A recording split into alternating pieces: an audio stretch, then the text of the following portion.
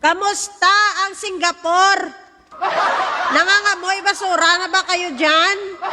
Kamusta ang mala Singapore daw kuno? Diba? Mga DDS, pwede ba tigilan yung nakakasabi nyo nga, Davao is the most beautiful city. Davao, tigilan nyo na. Kung hindi pa nag-viral ang mga basura dyan sa Davao, hindi malaman ng buong mundo na namamaho na kayo dyan. Diba, tigilan nyo na yan. Na lagi sinasabi na maganda, malinis. O, malinis talaga. Malinis ng panahon na hindi pa uso ang social media. Matagal ng problema nyo ang basura, diba? Ngayon, bakit nyo parang sinisisi pa nila si BBM na naman sinisisi nila dahil sa pagguho ng landfill? Nagkalainano ka mo? Dahil pinasara daw ng BBM ang landfill, pinasara ng DENR ang landfill dahil nga po sa nangyari, no, na aksidente dyan na may gumuho na landfill nyo dyan. May namatay, may nawawala pa, hindi pa nakikita. Gets mo? Kaya pansamantalang sinospende. Hindi naman sinabing hindi naman sinabing pinasara. Sinospende lamang sa ngayon. Diba? So, ang sinisisi kasi ng ibang DDS sa bangag kasi nag-utos niya na ipasara. Hala, mga pakyo. Kung natuto, sana kayo mag-segregate ng mga basura nyo dyan. Baka palang nakatulong kayo. Dami nyo kasing basura eh. Diba? So, wag nating sisihin yung Pangulo dahil sa ng diputa, pati yung ng landfill nyo dyan, sa Pangulo nyo pa rin ng sinisising yung mga animal. Kayo nagkalainano ka naman. Kung sana lang, Mayor Baste, no, kinausap mo ang DENR, nakiusap ka sana na kung pwede lang pansamantala muna. Pansamantala lang muna na buksan ulit.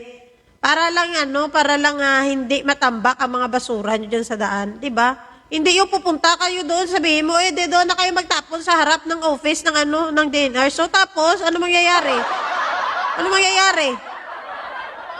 Diba? Imbes na mag-isip ka ng immature masyado, para kang naghahangyat pa sa yung so feeling mo astig ka na, kaya inutusan mo sila na magtapon ng basura sa harap ng office ng DENR.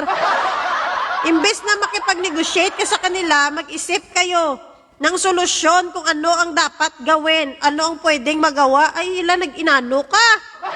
Daan-daanin mo lang sa astig-astigan mo. Naku, no, parang talagang nakakatakot si Basti, tinapunan tayo ng basura. Fuck you. Ikaw, mayor ka, lokal mayor ka, dapat mag-isip kayo. Pumunta ka doon sa opisina ng DENR, makipag-usap ka kung ano ang pwede na magawa pansamantala habang inaayos pa yung kabila na landfill. Ganon. Hindi kayo dadaanin mo lang sa angas-angas ng animal ka. Very Duterte. Diba? Walang pinagkaiba kahit itambak nyo pa ng itambak dyan. Kung wala kang gagawing solusyon, mamamaho pa rin ng lokal mo, doy. Imbes makipag-coordinate ka, makipag-usap ka, maghanap ng solusyon, nag-inabnoy saya. Diba?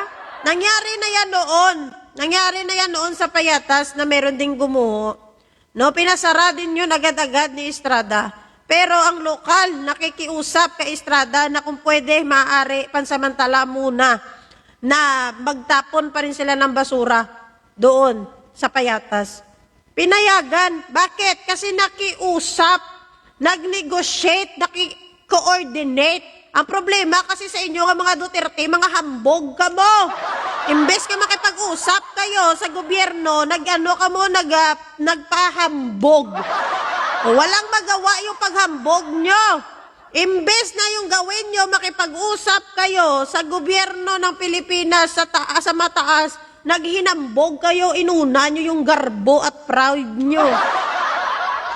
Yan yung sinasabi natin na wala talagang magagawa yung lokal natin, no? Kung ang namumuno sa inyo is mayabang, no? Walang magawa talaga kung puro self-interest lang ang iniisip. O, tingnan nyo, mamamaho kayo dyan kung hindi kayo kikilos ang mayor nyo dyan.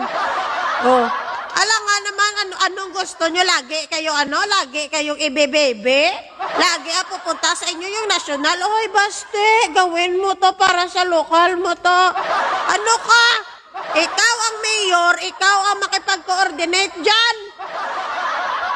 Mayabang ka kasing hinayupa ka eh. O kung ayaw nyo makipag-coordinate sa gobyerno ng Pilipinas, kay piling nyo kayo ang gobyerno dyan, di ba ni Maho, kamuda? Pero wag niyong isisi sa Pangulo ang pagguho ng mga animal. Kayo, bakit ang Pangulo ba nagtatapon ng basura dyan, mga pakyo, mga didiis?